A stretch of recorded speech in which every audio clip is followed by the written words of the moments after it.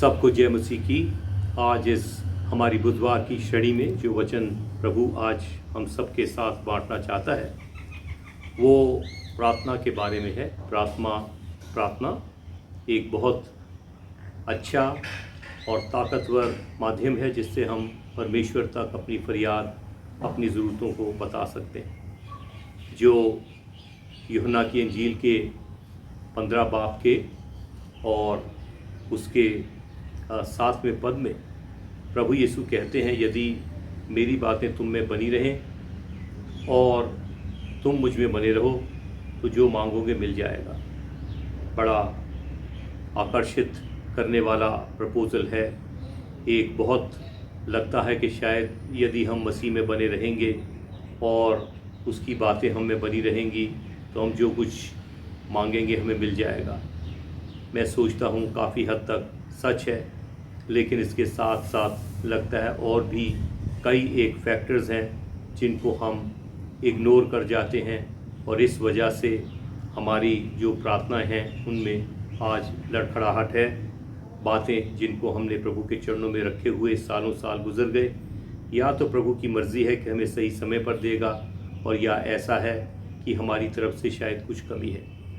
बहरहाल आज यदि हम आज के संदर्भ को देखें, जबकि यूहन्ना की इंजील के 6 बाब के 6 पद में लिखा है कि जब तू प्रार्थना कर अपने किवाड़ को बंद कर और तेरा परमेश्वर जो तुझे गुप्त में देखता है उसका प्रतिफल तुझे खुलेआम देगा।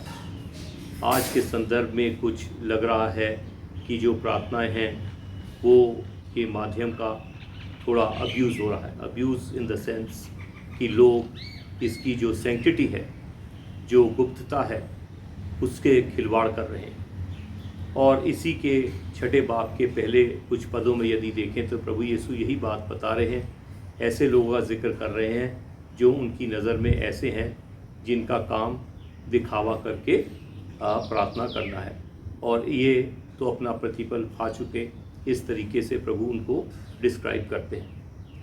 जो आज प्रेयर है, प्रार्थना है, वो एक बड़ा भारी एक इवेंट बन गया है, जिसे कहेंगे गाला इवेंट, कि बड़ा ज़ोर शोर से प्रार्थना की जाती है कि सबको पता लग जाए कि प्रार्थना हो रही है। और कभी कभी इसमें थोड़ा सरकाज़म दिखता है कि हम व्यंग के साथ दूसरों को बताना चाहते हैं कि तू तुच्छ है, मैं ज़्यादा धार्मिक हूँ। और ये जो प्रवृत्ति बढ़ रही है, शायद यही वजह है कि आज प्रभु मेरे और आपको इस गुप्तता की और ये जो प्रार्थना की सैंक्टिटी है उसके बारे में बताना चाहते हैं, ताकि हम इसका सही इस्तेमाल करें और अपनी दुआओं का जवाब पाएँ। जब हम इस बात को जो यूहन्ना की इंजील के 15 बाब के 7वें पद में लिखी है कि बातों का और हमारा परमेश्वर प्रभु में बना रहना, कि मेरी बातें तुम में बनी रहें, तुम मेरे में बने रहो, जो मांगोगे मिल जाएगा, एक लगता है कि शायद कोई रुकावट होगी ही नहीं। लेकिन अनुभव बताता है, जो मैं अपने अनुभव से जानता हूँ, कि जो बातें प्रभु यीशु ये शब्द मत्ती के 6 बाब के 6वें पद में बोल रहे हैं, उससे पहले कई एक और बातें बता रहे हैं और वो फैक्टर्स को हम कभी इग्नोर नहीं करें। वो 13वें पद से, जो मत्ती के इंजील के 5वें अध्याय के 13वें पद के बाद बड़ी गहरी बातें हैं जिनका जिक्र है, और वो फैक्टर्स को हम कभी इग्नोर ना करें। मैं एक एक करके तो नहीं लूँगा, लेकिन मोटी मोटी बातें बताऊं। जैसे उदाहरण के तौर पर प्रभु यीशु कहते हैं, तुम पृथ्वी के नमक हो। यदि नमक अपना स्वाद खो दे तो इस लायक है कि वो लोगों के पैरों तले रोंदा जाए। और तुम्हारा प्रकाश इस प्रकार, तुम पृथ्वी के प्रकाश हो, तुम्हारा प्रकाश इस प्रकार से चमके कि लोग तुम्हारे भले कामों को देख करके तुम्हारे स्वर्गीय पिता की महिमा करें। ये मेरे और आपके लिए अंदर जांचने की बात है, क्या वो मेरे जीवन के द्वारा हो रहा है कि नहीं।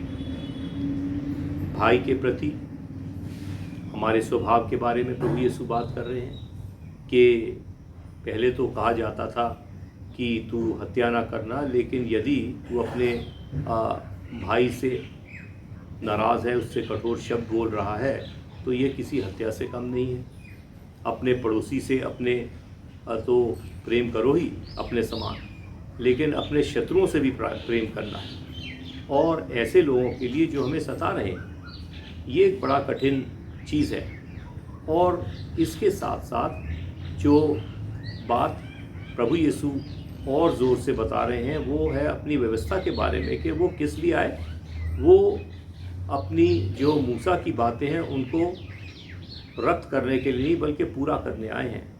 मैं और आप रुक करके जांच लें, कहीं हम ज़्यादा मॉडर्निस्ट तो नहीं हो गए कि हमें अपनी जड़ें भूल गई हैं। हमें वो बातें याद नहीं कि किस आधार के ऊपर समय के साथ उनको नई शेप देनी है और नए तरीके से उनको अपनाना है, लेकिन जो उसका अक्स है, जो लॉ है, जो कानून है, वो नहीं बदले, बल्कि उसकी एप्लीकेशन शायद थोड़ी सी बदल जाए।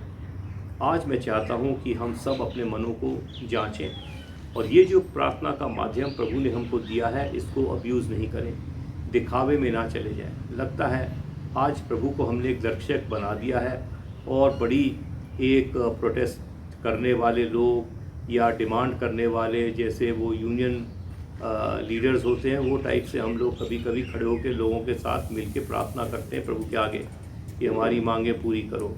मुझे लगता है थोड़ा सा शर्मनाक है हमारे लिए कि हम विश्वासी हैं, हमारे प्रभु के वचन है, उसकी आज्ञाएं हैं, पूर्ण रूप से पालन करें और हम देखेंगे कि ये प्रार्थना ये ऐसा नहीं है कि इसका जवाब हो सकता आएगा, बल्कि हमें मालूम होगा इन तमाम बातों को पूरा करके ये वास्तव में साइंटिफिकली अवश्य आएगा। परमेश्वर हम सबको आशीष दे कि हम अपनी प्रार्थना में करने की जीवन को और ज़्यादा सुधारें और सुंदर बनाएं और इस माध्यम का लोगों की भलाई के लिए, एक दूसरे के लिए, उनकी चंगाई के लिए, उनके उद्धार के लिए प्रार्थना करें। आमीन।